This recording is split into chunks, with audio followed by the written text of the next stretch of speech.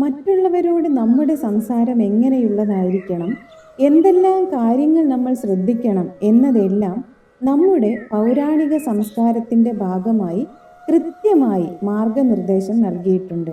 അതിൽ എന്തെല്ലാം നമുക്ക് പ്രാവർത്തികമാക്കാൻ കഴിയുമെന്ന് ചിന്തിക്കണമെങ്കിൽ അതിനെപ്പറ്റി ശരിയായ ഒരു അറിവ് നമുക്കുണ്ടാവേണ്ടേ?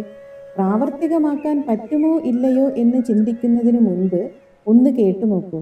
ശരിയാണെന്ന് സ്വയം തോന്നുന്നുണ്ടെങ്കിൽ മാത്രം പ്രാവർത്തികമാക്കിയാൽ മതി.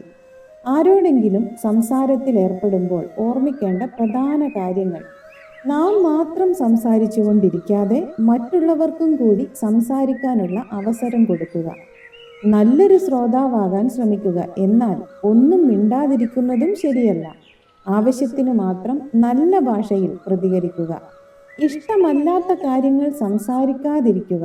അങ്ങനെ സംസാരിക്കേണ്ടി വന്നാൽ പരമാവധി മര്യാദയോടെ മാത്രം സംസാരിക്കുക. പറയാനുള്ളത് സ്പഷ്ടമായി നല്ല ഭാഷയിൽ പറയാൻ ശ്രമിക്കുക.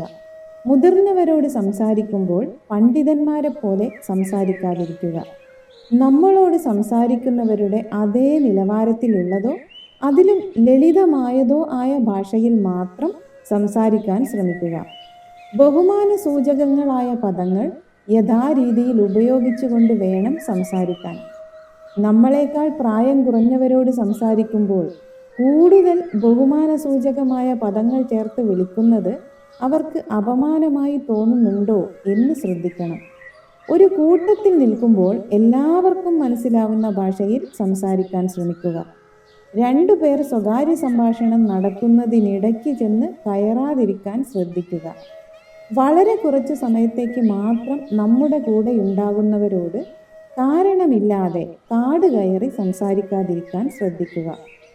ആരെങ്കിലും നമുക്ക് ഉപകാരപ്രദമായ കാര്യങ്ങൾ ചെയ്തു തന്നാൽ നന്ദി സൂചകമായ വാക്കുകൾ പറഞ്ഞ് അവരോടുള്ള കടപ്പാട് പ്രകടമാക്കണം. വീട്ടിലേക്ക് വരുന്ന വ്യക്തികളുടെ പ്രാഥമികമായ ആവശ്യങ്ങളായ ഇരിപ്പിടം, ജലം തുടങ്ങിയവ നൽകിയതിന് ശേഷം മാത്രമേ സംസാരത്തിൽ ഏർപ്പെടാൻ പാടുള്ളൂ. ഇങ്ങനെ സംസാരത്തിൽ നാം ശ്രദ്ധിക്കേണ്ട കാര്യങ്ങൾ യഥാവിധി അനുഷ്ഠിച്ചാൽ നമ്മുടെ വാക്കുകൾക്ക് പ്രാധാന്യവും മാധുര്യവും കൂടുന്നതായി കാണാൻ കഴിയും.